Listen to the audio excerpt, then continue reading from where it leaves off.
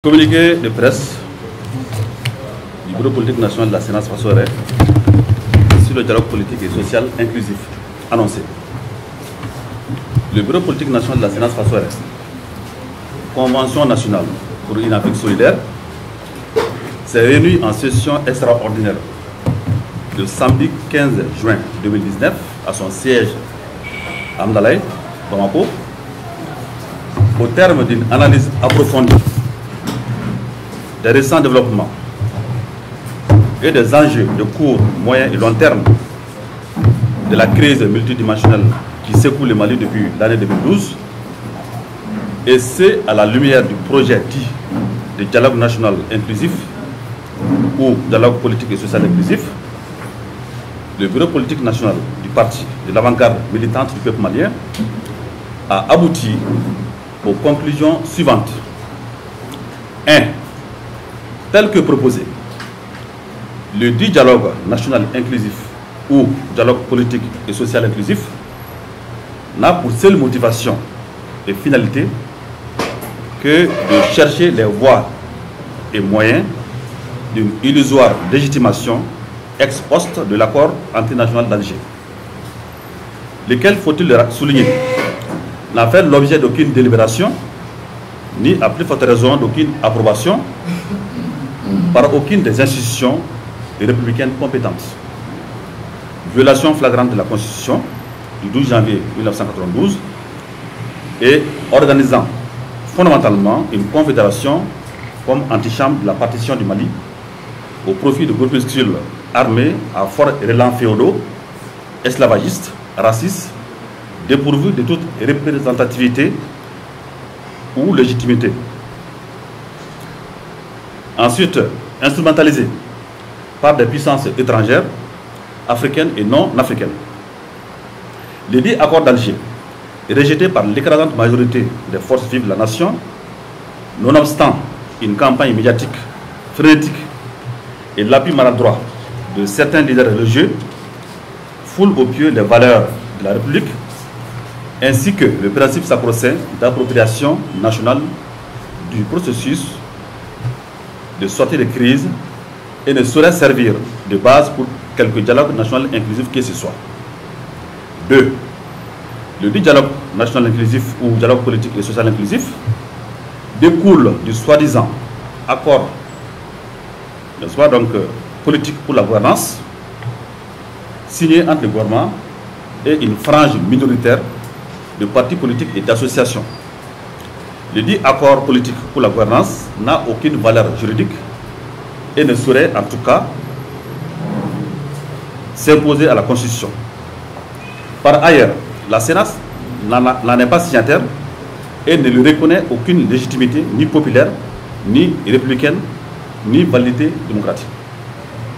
Le point 3.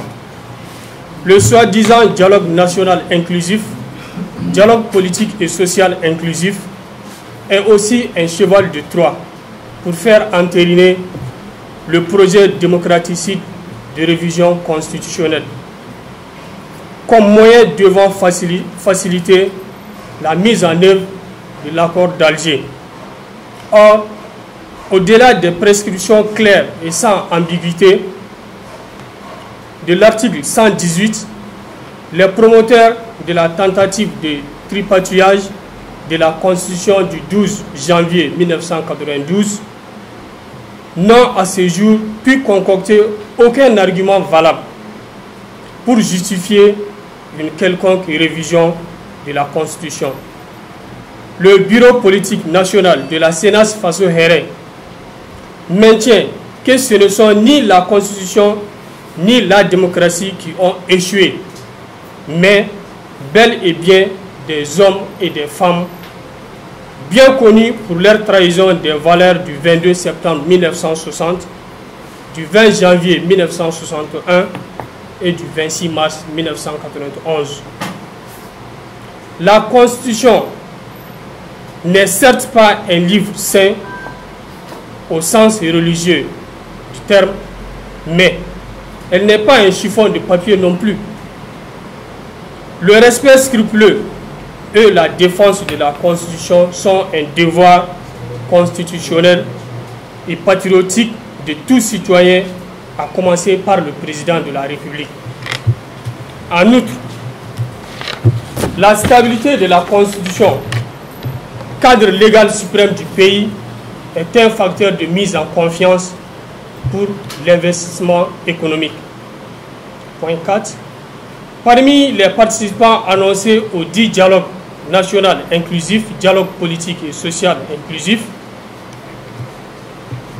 figure de soi-disant légitimité traditionnelle.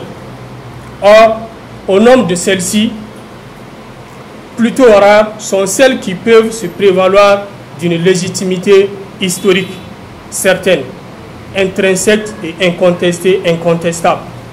En effet, notre pays, à part le passé, fait l'objet de plusieurs vagues successives d'invasion et de colonisation par des forces étrangères, chacune de celles-ci ayant installé ses propres chefs locaux comme autant de complices, de supplétifs ou d'accompagnateurs intéressés de leur œuvre de domination, d'oppression et d'exploitation de notre peuple. Par exemple, ce sont précisément ces soi-disant légitimités traditionnelles et la plupart des leaders religieux qui ont légitimé le pouvoir colonial français en ont été les relais moraux et opérationnels, ainsi que les ardents apôtres et défenseurs contre le mouvement nationaliste pour l'accession du Mali à l'indépendance. Du reste, c'est à bon droit que la République soudanaise, précurseur de la République du Mali, les a supprimés pour les remplacer par des conseils de village élus, élisant en leur sein des chefs de village élus et révocables à des conditions bien précises. Après tout, la République, c'est l'accession à des postes ou fonctions d'intérêt public par la voie d'élection ou sur le mérite, mais jamais par voie dynastique ou héréditaire. Vouloir ramener les soi-disant légitimités traditionnelles au cœur du système national de gouvernance par le biais d'un Sénat budgétivore et inutile, car ne pouvant rien apporter en termes d'efficacité du processus législatif ou de contrôle de l'action gouvernementale ou de représentation des citoyens. C'est vouloir faire marche arrière à la roue de l'histoire et tenter de restaurer l'ordre socio-politique colonial. Aujourd'hui, tout comme hier, ces soi-disant légitimités traditionnelles font partie du problème et non de la solution à la crise multidimensionnelle qui perdure. Point 5. Aucune personnalité ayant soi a trempé dans la conjuration qui a abouti au coup d'État du 19 novembre 1968, début du processus de déliquescence de l'État malien et des forces armées et de sécurité, ou B. Soutenir politiquement le coup de force antidémocratique du 22 mars 2012, facteur d'accélération de la chute des 2/3 du territoire national entre les mains d'une alliance satanique de séparatistes et de djihadistes, ne dispose d'aucun crédit moral ou politique et ne saurait donc être considéré comme personnalité consensuelle pour diriger un quelconque dialogue national inclusif. Point 6. Au total, tel qu'envisagé, le soi-disant dialogue national inclusif ou dialogue politique et social inclusif ne saurait être autre chose que de la foudre aux yeux sans avoir ne serait-ce que valeur d'exutoire ou de catharsis collective. Il ne servirait qu'à rajouter à la confusion et à la diffusion ou dilution des responsabilités, couverture trop facile pour masquer et occulter l'échec avéré des pouvoirs publics actuels à résoudre la crise multidimensionnelle dans laquelle notre pays continue à s'enlisser.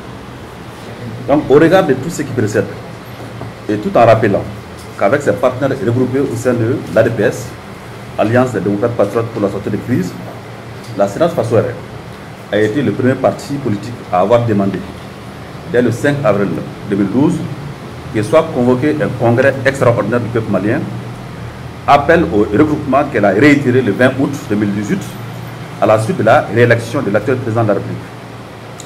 Le bureau politique national du parti de l'avant-garde militante et révolutionnaire du peuple malien décide de ne pas participer au soi-disant dialogue national inclusif ou dialogue politique et social inclusif. En revanche, avec ses partenaires regroupés au sein de l'ADPS, la CNAS lancera bientôt le 4e round du processus de table ronde des forces vives de la nation en vue de mise à jour du manifeste de la nation, véritable charte pour une sortie réelle et durable de la crise actuelle. Le Mali pour tous, des chances égales pour chacun, chacune, Bamako le 5 juillet 2019, pour le bureau politique national, le secrétaire général Soumana Tangara. Merci.